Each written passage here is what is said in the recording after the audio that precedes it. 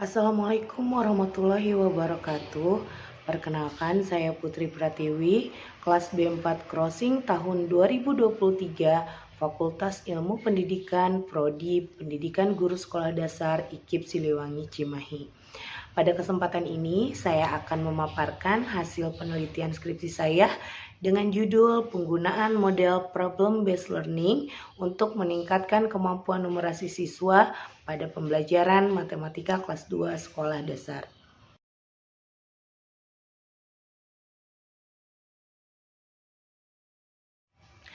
Dalam kondisi ideal, yaitu kemampuan numerasi merupakan dasar penting dalam pembelajaran matematika, karena keterampilan berhitung dan memahami soal cerita sangat dibutuhkan di jenjang selanjutnya.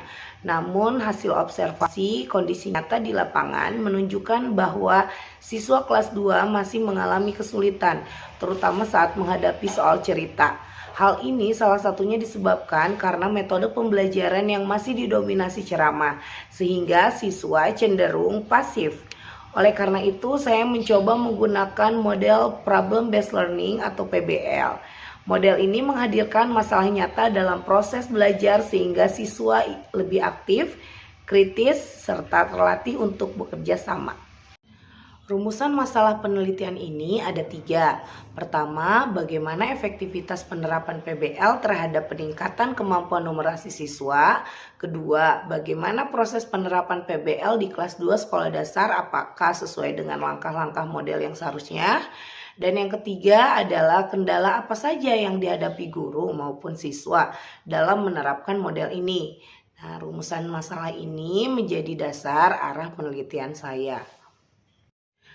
Dalam kajian teori, numerasi diartikan sebagai keterampilan menggunakan angka, simbol, dan data dalam menyelesaikan masalah sehari-hari.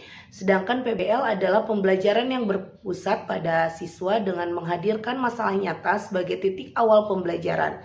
Langkah-langkah PBL dimulai dari orientasi siswa pada masalah, pengorganisasian kelompok maupun individu, penyelidikan mandiri maupun individu, presentasi hasil diskusi, hingga refleksi. Semua ini mendukung proses belajar yang lebih aktif dan bermakna.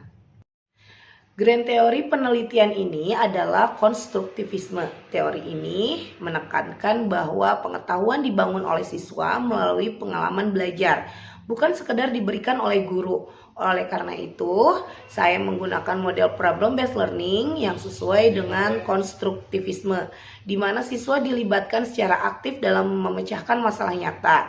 Selain konstruktivisme sebagai teori utama, penelitian ini juga diperkuat oleh teori humanisme yang mendukung motivasi dan kemandirian belajar. Kognitivisme yang menekankan pada proses berpikir dan pemahaman konsep, serta behaviorisme yang tampak dalam evaluasi melalui pretest, post-test, dan penguatan dari guru. Penelitian ini menggunakan pendekatan mixed methods dengan desain explanatory sequential, yaitu penelitian kuantitatif yang kemudian dilanjutkan dengan penelitian kualitatif.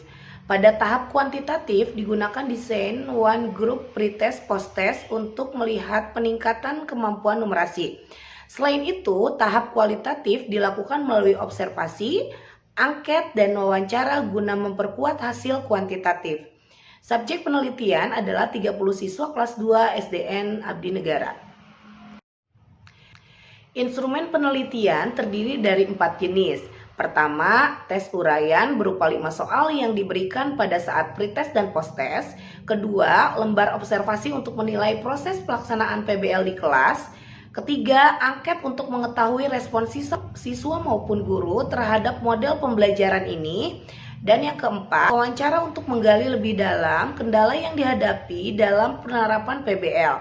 Keempat instrumen ini digunakan untuk memperoleh data yang lengkap. Pada tahap kuantitatif, penelitian menggunakan desain one group pretest post-test. Berdasarkan hasil penelitian, penerapan model problem based learning memberikan dampak signifikan terhadap peningkatan kemampuan numerasi siswa kelas 2 sekolah dasar, khususnya dalam menyelesaikan soal cerita matematika. Hal ini terlihat dari rata-rata nilai pretest sebesar 59,7 yang meningkat menjadi 74,8 pada post-test. Uji paired sample t-test menghasilkan nilai signifikasi 0,0000, lebih kecil dari 0,05, sehingga ada perbedaan hasil belajar yang signifikan. Perhitungan N-gain sebesar 0,478 menunjukkan kategori sedang. Artinya pembelajaran dengan PBL cukup efektif meningkatkan numerasi. Dari sisi ketuntasan belajar, seluruh siswa berhasil mencapai nilai di atas KKM yaitu 65. Secara klasikal juga tercapai ketuntasan karena lebih dari 85% siswa tuntas. Hal ini menunjukkan konsistensi peningkatan hasil belajar siswa baik secara individu maupun kelompok. Hasil kualitatif mendukung temuan kuantitatif. Dari observasi, proses pembelajaran dengan PBL berjalan sesuai teori. Siswa terlibat aktif dalam diskusi kelompok, mengemukakan pendapat, bekerja sama, serta berani mempresentasikan hasil diskusi di depan kelas. Guru hanya berperan sebagai fasilitator yang mendukung jalannya pembelajaran.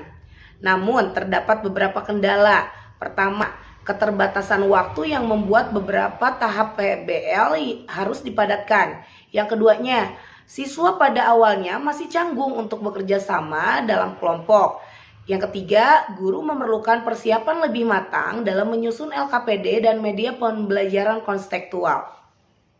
Kesimpulan dari penelitian ini ada 3. Pertama, PBL terbukti efektif meningkatkan kemampuan numerasi siswa. Yang kedua, proses PBL membuat pembelajaran lebih aktif dan kolaboratif. Dan yang ketiga, terdapat kendala berupa keterbatasan waktu, adaptasi siswa yang masih perlu dilatih, serta kesiapan guru dalam menerapkan model ini. Adapun saran saya, guru perlu mendapatkan pelatihan untuk menguasai penerapan PBL dengan baik. Sekolah diharapkan mendukung dengan menyediakan fasilitas dan alokasi waktu yang cukup. Selain itu, penelitian lanjutan juga penting dilakukan untuk menguji efektivitas PBL pada materi lain maupun pada jenjang pendidikan yang berbeda. Sekian pemaparan skripsi dari saya. Mohon maaf jika banyak kekurangan. Assalamualaikum warahmatullahi wabarakatuh.